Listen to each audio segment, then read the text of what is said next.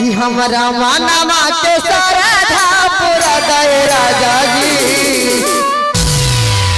कि हमरा मानवा के सरधा अरे पूरा दे राजा जी।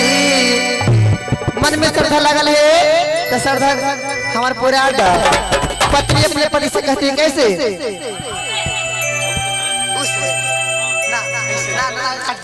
कि हमरा मानवा के सरधा और पूरा दे राजा जी।